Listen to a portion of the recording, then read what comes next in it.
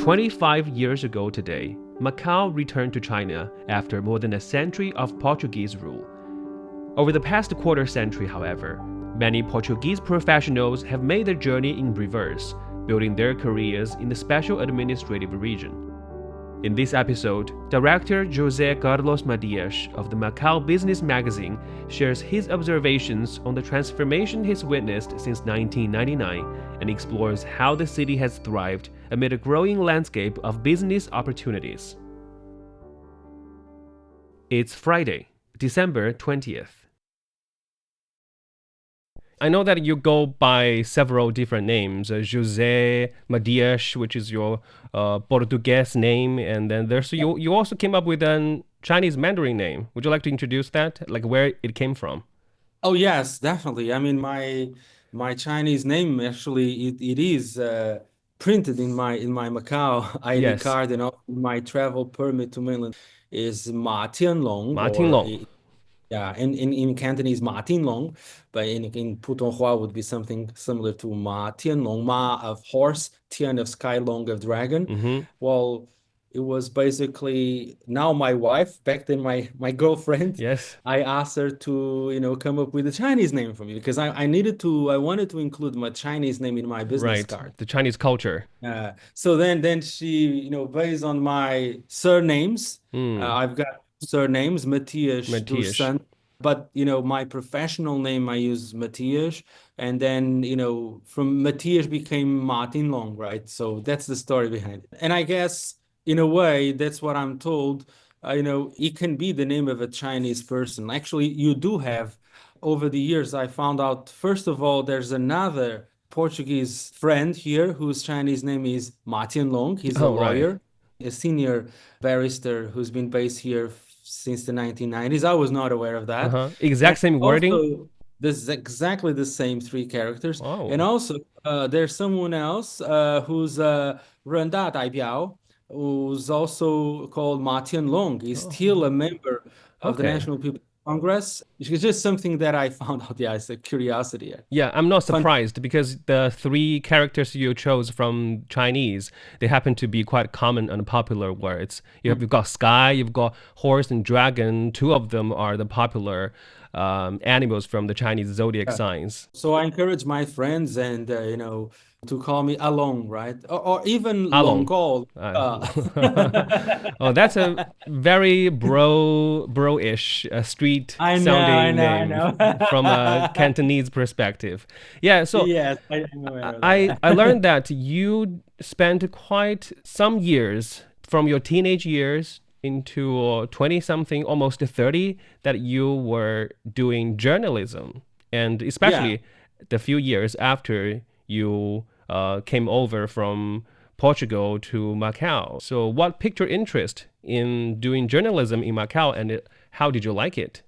Well, first of all, like the story begins in my mid-teens when I was 14, 15 years old. And I was a huge fan of radio. And I had this Mm, opportunity of joining college radio in my hometown, Coimbra. From then on, I joined the newsroom of that radio station, all on a voluntary basis because it was basically managed by students, by university students. And then myself, I became an undergraduate student in journalism at the University of Coimbra. So it was all quite natural and was flowing in a way that would be organic because that was mm, I was already into the industry, though on a voluntary basis. So then I completed my bachelor degree in journalism. I joined the National News Radio in Lisbon. And then there was this opening positions for TDM's public service radio station in Portuguese. TDM is Macau's right. public service, yeah, broadcaster, and they were recruiting, younger people from Portugal to basically fill the ranks of the newsroom because back then in early 2003, we had a number of Portuguese people, returning to Macau by the time of the handover, 1999. But, Portuguese remained an official language of the Mm, then right. newly established Macau SAR. an official language with a designated a standalone radio channel and TV channel with news services and all of that in Portuguese. So they were recruiting, and then I applied. I thought, why not? Exploring When the you are that world.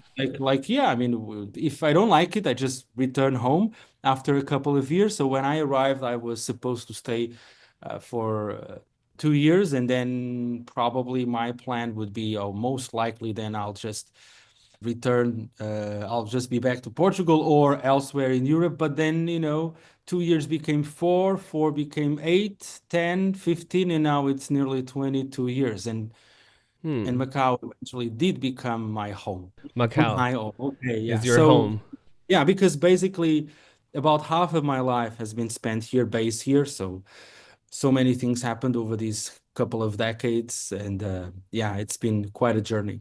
Yeah, you brought up a very interesting description for me, which is by the time that Macau returned to the motherland, you said there are many Portuguese people that returned home to Macau instead of the other way around. Because I would picture that some Portuguese people, they would want to move over to Portugal instead of the other way around of coming over from Portugal to Macau.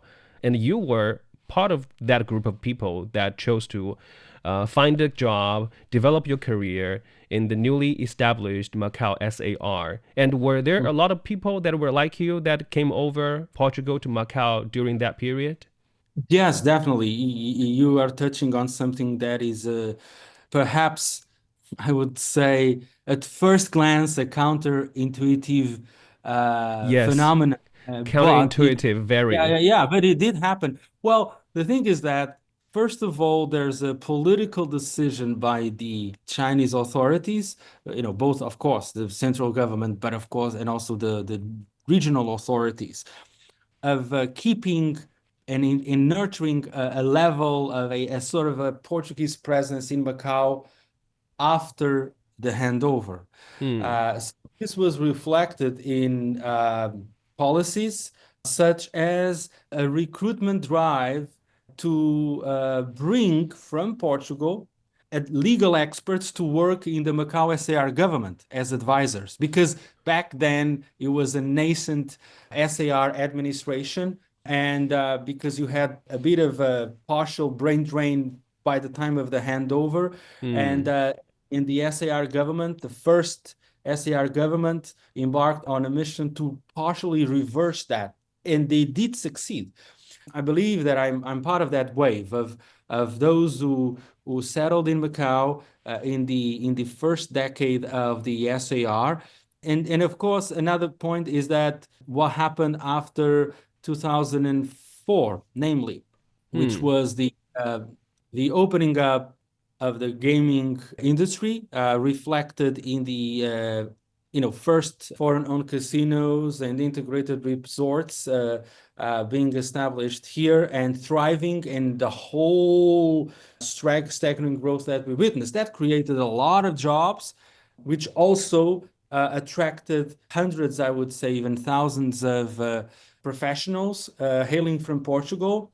And many of them, like myself, had no previous link or connection with Macau. Hmm. Others had grown up here, had studied abroad, and they were returning home. So we had these two kinds of people. I'm talking about the new blood and those who were returning, who were like back then 20 something, somewhere between 24 and 35. They were either at the very onset of their career, or they had already tasted what was working in the early 21st century in Europe. And I have to tell you that it was not entirely satisfactory in several ways, because Hmm. of wage level, because of a lot, back then, including in Portugal, we were already starting to experience impact of globalization Hmm.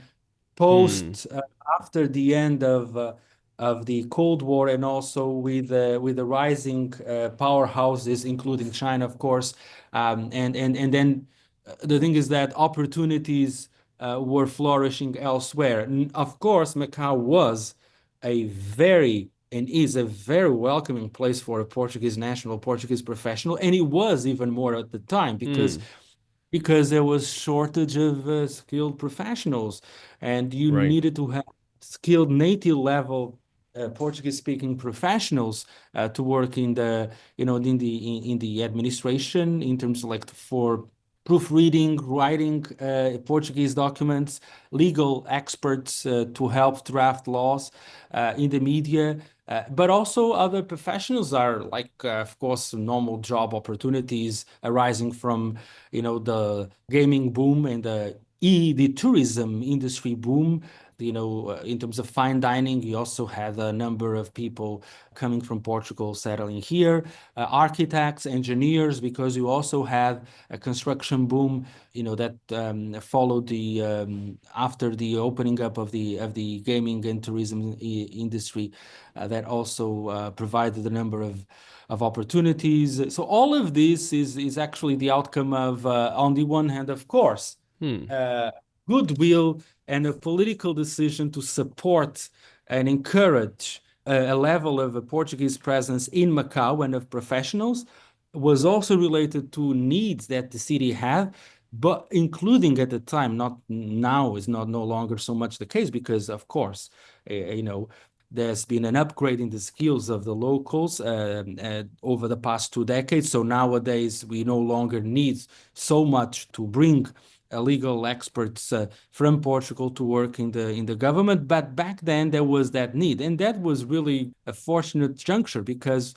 we had a new generation, new blood coming from Portugal. And also, one thing is that people like me and many of my friends and others, we were moving to a special administrative region of China. So, it's a bit of a like in terms of the mindset, right?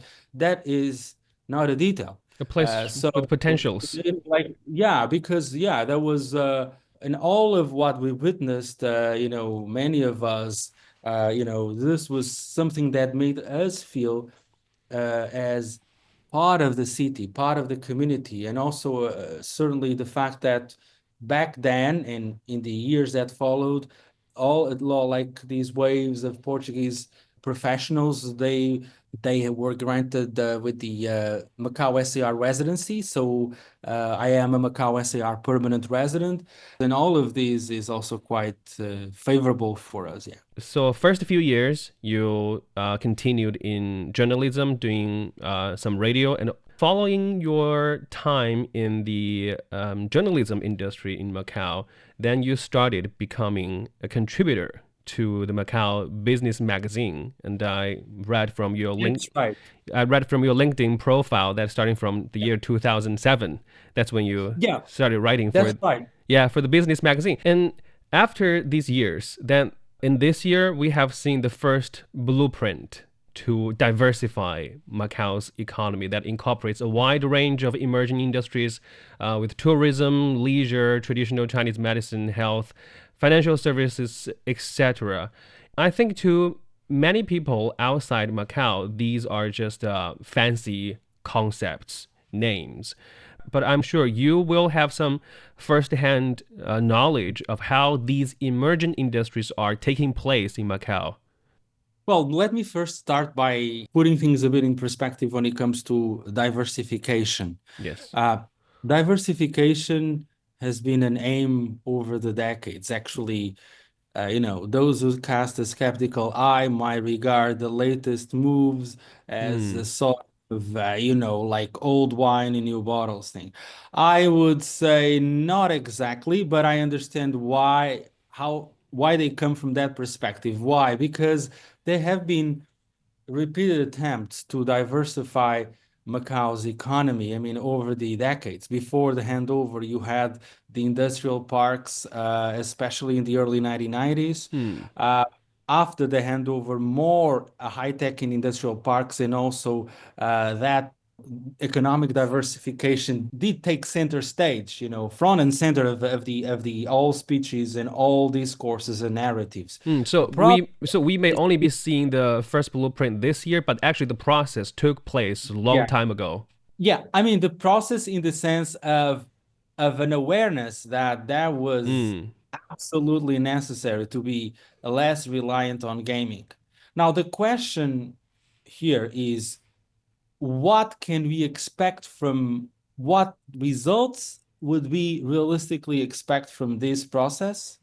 When we talk about diversification, what exactly are we talking about? So let me tell you that, first of all, it's about appropriate diversification, or earlier it was mentioned as moderate diversification.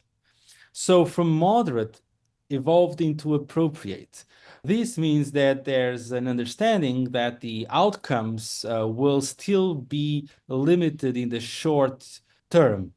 And why is that? Because, first of all, when it comes to the government reliance on gaming revenue or on Hmm. taxes Right. collected on gaming, we have to, first of all, we have to bear in mind that gaming is subject to a special tax on gross revenue. This is the only industry where we have this.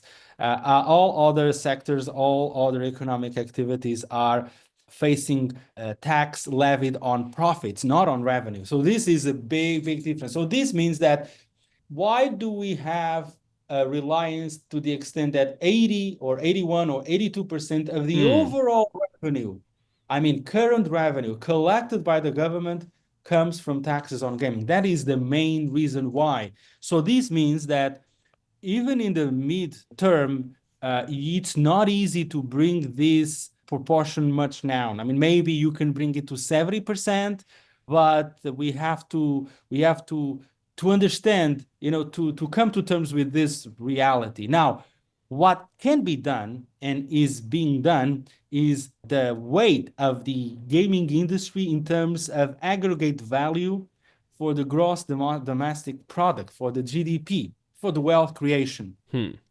If you look at that, we have a situation where some progress has been made. About 10 years ago, it was something like hovering around 60%. Now is around 40%, but we have to understand that the figures are from 2023. She's still partially impacted by the pandemic or the post-pandemic situation. So we have to consider pre-pandemic 2019, and there you have 50% of the economy being generated, putting it in a simple way based on gaming activity, right? So this is where we are. The aim is that by 2028, that proportional is brought down from 50 to 40%, to no more than 40%. That's very Uh, ambitious. that's very ambitious. Well, but the thing is that, is it by compressing gaming or by Hmm. growing the other sectors? Right. Of course, Encouraging the other ones. yeah. So that's the I think when we look at diversification, we have to look at the hard facts, the figures, and see what can be done. So, having said this, I would tell you that we have seen tangible progress in areas and sectors such as financial services, not only in absolute terms, but also in relative, or I shall say, not only in relative terms, but also in absolute terms, in terms of the value added by financial services. When it comes to big health and traditional Chinese medicine, Hmm. yes, do have some improvements, but I guess we have to consider that it would not be realistic to expect too much from it in the short term.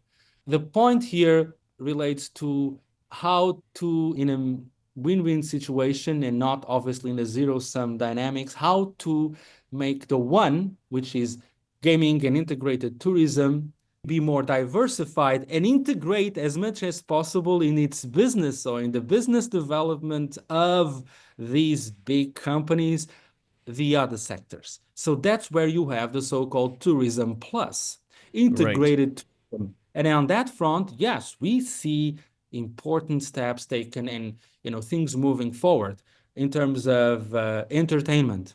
in terms of fine dining, in terms of cultural tourism. When it comes to MICE, yes, there's a lot of room to grow from there and to grow both in terms of quantity but also quality. But you do see something taking shape.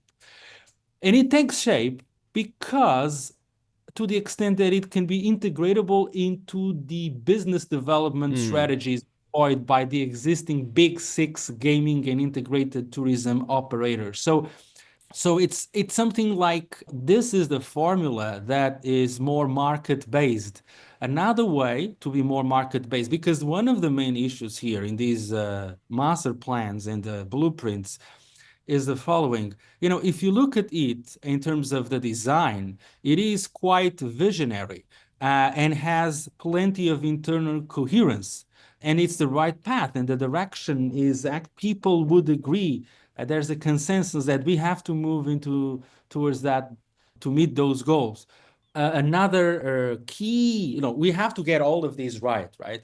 And of course, we're going to talk about that is Hangqin. Hangqin and regional integration, and especially Hangqin, it was so clear, crystal clear to all of us, the risks of being so reliant on a single industry.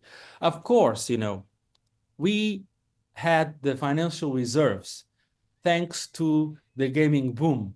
The government has been piling up surplus after surplus.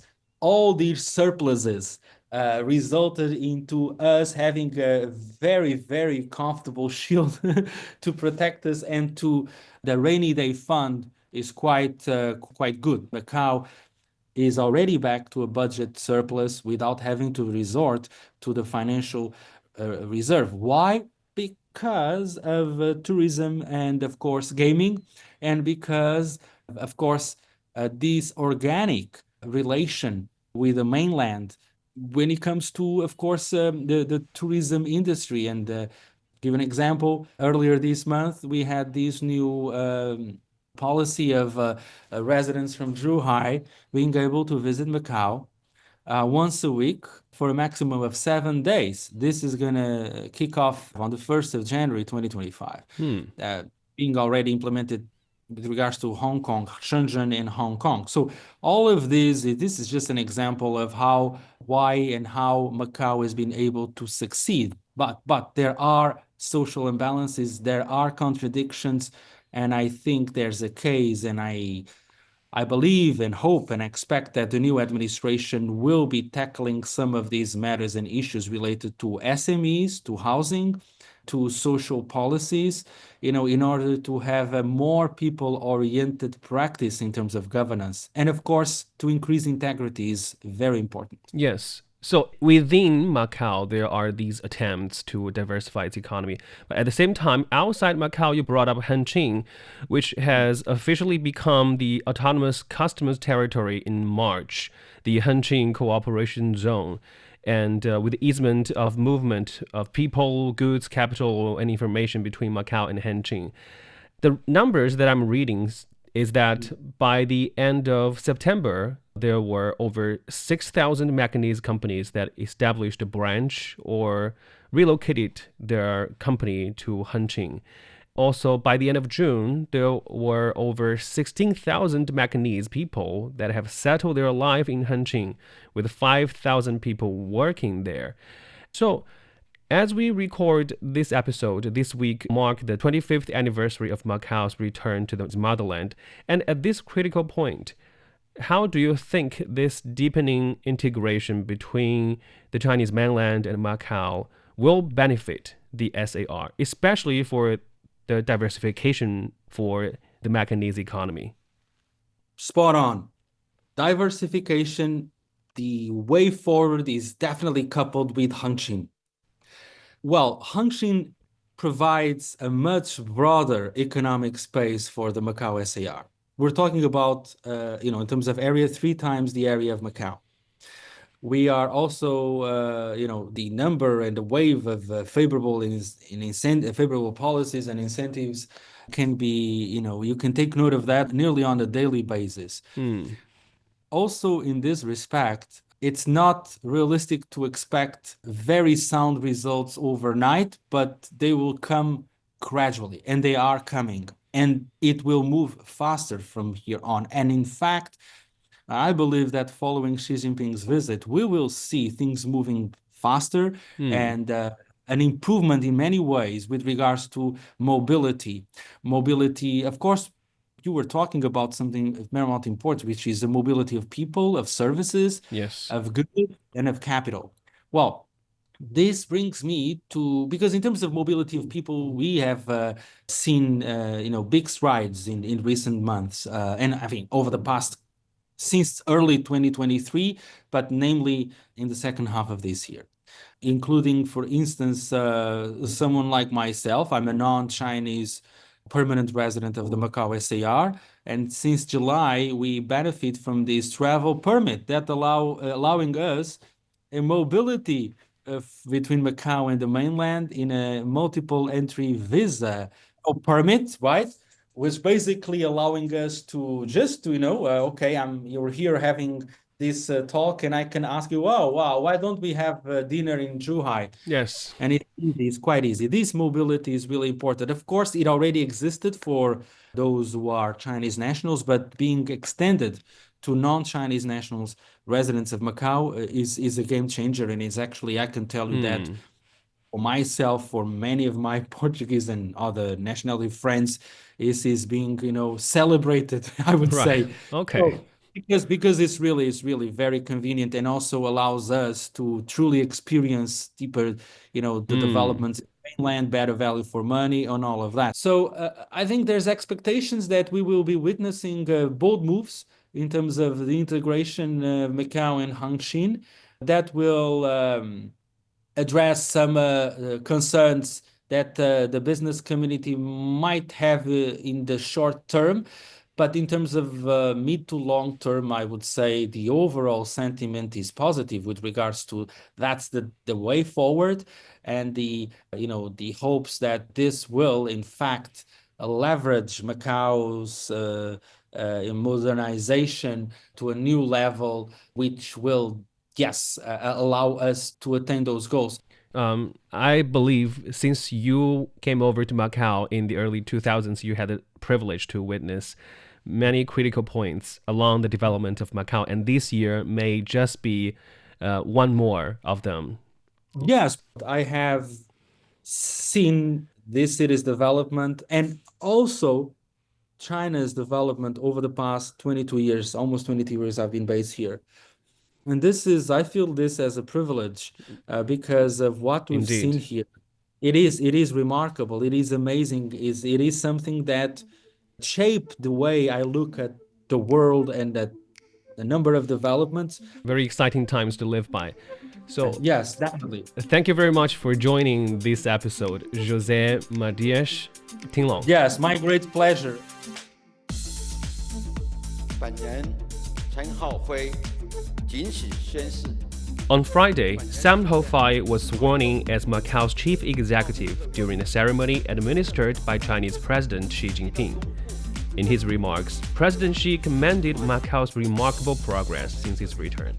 He underscored the importance of fostering diversity and inclusiveness, while urging the city to demonstrate greater courage in pursuing reform and innovation. As Macau works to diversify its economy, challenges are inevitable. Yet, this effort is vital to shaping a more dynamic and inclusive future for the region. That brings us to the end of this episode of Deep Dive. If you enjoyed what you just heard, don't forget to follow us on your podcast platforms. Just search for Deep Dive. You can also leave a comment to let us know what you want to learn about China and beyond.